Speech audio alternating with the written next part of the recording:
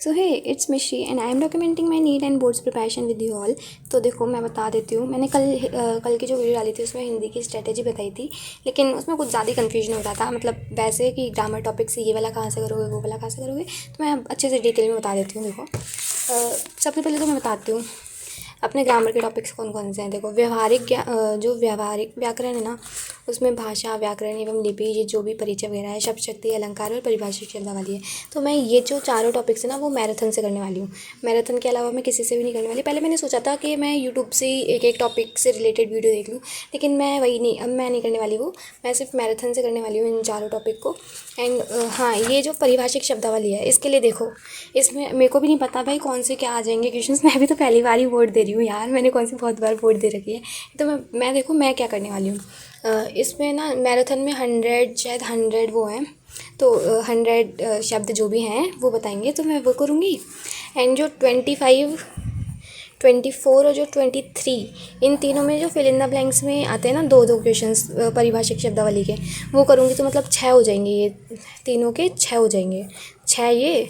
और जो desk work है उसमें 9 सैम्पल पेपर है, तो 9 सैम्पल पेपर के हिसाब से इंटू 2, तो मतलब 18 इसमें से, डेस्क वर्क में से 18, 6 प्रीवियस ईयर वाले और 100 ये वाले, बस इतना ही करूँगी। और इसमें से भी नहीं आए ना तो भाई खतरनाक वाला वो हो जाएगा कि क्या है भाई, इतना सब कुछ पढ़ के भी नहीं आ रहा है ना। ये तो इसके लिए हो गया।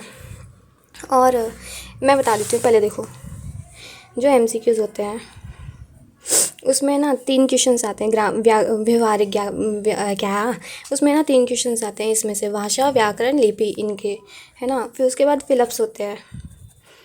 फिलअप्स में जो स्टार्टिंग के 2 क्वेश्चंस होते हैं वो आते हैं शब्द शक्ति से। फिर उसके बाद के जो 2 क्वेश्चंस होते हैं, 3rd और 4th वाले, वो आते हैं अलंकार से। फिर उसके बाद के जो 2 क्वेश्चंस होते हैं वो आते हैं ये परिभाषिक शब्दावली से, है ना। फिर उसके बाद MCQs फिलअप्स में हो गई ये वाली व्याकरण। फिर उसके बाद जो 6th वाला क्वेश्चन होता है, फिर उसमें स्टार्टिंग के 3 क्वेश्चंस आते हैं व्याकरण से। उसमें कौन कौन से आते हैं, जैसे फीचर लेखन पूछ लिया, आलेख पूछ लिया, और ये वो क्या नाम था उसका, कौन सा माध्यम, हाँ अभिव्यक्ति और माध्यम, वो चीज़ उससे रिलेटेड इनमें आते हैं, ठीक है। तो मैं बता देती हूँ, ये तो हो गया कि मैं ये कहाँ से करने वाली हूँ, ठीक है। अब होपफुली तुम्हें भी आ जाए समझ में। तो अगर तुम्हें लग रहा है कि ये तुम कर सकते हो तो तुम कर लेना। मैं तो यहीं से करने वाली हूँ मैराथन से। उसके अलावा मैं कुछ सोच भी नहीं रही, क्योंकि इतना टाइम है ही नहीं, आज का इतना बस, है ना। और फिर उसके बाद आते हैं पत्र एवं प्रारूप लेखन। ये मैं मिशन RBC से कर रही हूँ, ये भी मैं मिशन RBC से कर रही हूँ, ये भी मिशन RBC से, और ये भी मिशन RBC से। मैं चारों चीज़ें मिशन RBC से कर रही हूँ। और मैराथन देखूँगी इसकी, मैराथन में जो भी बता रखा होगा वो देखूँगी, बस इसके अलावा कुछ नहीं करने वाली मैं। और हाँ नहीं, बस इतना ही करूँगी। और डेस्क वर्क में जो क्वेश्चंस दे रखे हैं ना, फीचर लेखन, ये जो 6th वाले के 3 क्वेश्चंस दे रखे हैं, है ना, ये तीनों देखूँगी। डेस्क वर्क के 9 जो भी सैम्पल पेपर है ना, उनमें से 3 क्वेश्चन देख लूँगी ये। और मैं बताती हूँ उसके बाद मैंने ये ना, उसके बाद वो क्या नाम है, वो जो लेखक परिचय और कवि परिचय आता है ना, उसमें भी मैं बता देती हूँ। देखो कवि का लेखक परिचय, और ये जो क्या बोल रही हूँ मैं, ये कवि का परिचय और लेखक का परिचय, ये दोनों ऑप्शन में आते हैं। तो देखो मैं क्या करने वाली हूँ, मैं कवि का तो बिल्कुल भी लर्न नहीं करूँगी, मैं सिर्फ लेखक का लर्न करूँगी। इसमें से जो भी इंपॉर्टेंट है, देखो इसमें 9 चैप्टर है, तो अगर ये करूँगी तो 9 चैप्टर में से सारे लर्न करने पड़ेंगे, है ना। और अगर ये करूँगी तो इसमें ना 1 2 3 4 5 6 लेखक है, तो इसमें से जो जो इम्पोर्टेंट वाले तुम वो लर्न कर लो ना। 9 से अच्छा तो 6 ही लर्न करना होगा ना। तो मैं ये करने वाली हूँ गद्य के, है ना। और उसके बाद ये इन सब के मैंने वन शॉट देख ली है। वितान अभी भी रह रही है, मैंने वितान की नहीं देखी, इन दोनों की ही देखे, वितान अभी तक मैंने नहीं देखी। एंड और हाँ, ये जो चीज़ है अपठित काव्यांश कहाँ से करना है, मैं भी यही सोच रही हूँ। मेरे को भी बहुत दिक्कत आती है मतलब वैसे बनाने में।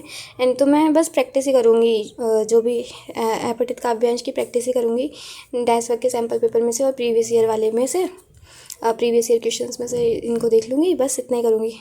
और बाकी भगवान की इच्छा, भाई अच्छा आ गया तो अच्छा हो जाएगा, और नहीं आया तो नहीं होगा। अच्छा पॉजिटिव सोचो भाई, अच्छा आएगा, जो तुम पढ़ के जा रहे हो वही आएगा, है ना। उसके बाद निबंध तो तुम सब लिख ही लोगे।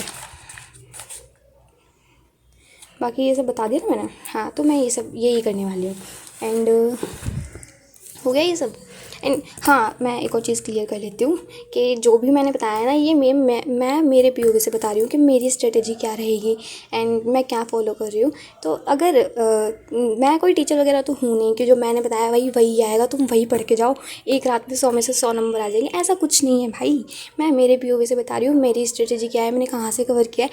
और अगर if it helps you, you can try it, and otherwise your आउन स्ट्रेटेजी इज़ टोटली फाइन भाई। तुम तुम्हारे हिसाब से भी कर सकते हो। तुम बस ये सोचो जो तुम पढ़ के जा रहे हो ना वही आएगा, पॉजिटिव सोचो पॉजिटिव होगा। And so that's it for today. अगर तुम्हें समझ में आ गया हो तो ठीक है, एंड अगर फिर भी अभी कुछ भी डाउट है तो कमेंट्स में बता देना क्या चीज़ क्या चीज़ क्या चीज़ क्या चीज़ क्या चीज़ क्या बोल रही हूँ मैं ये। एंड हाँ, तो तुम कमेंट में बता देना। और that's it for today. All the best सबको, जिनके भी एग्ज़ाम्स है सब अच्छे से एग्ज़ाम्स देके आना। एंड या टाटा बाय बाय, टेक केयर।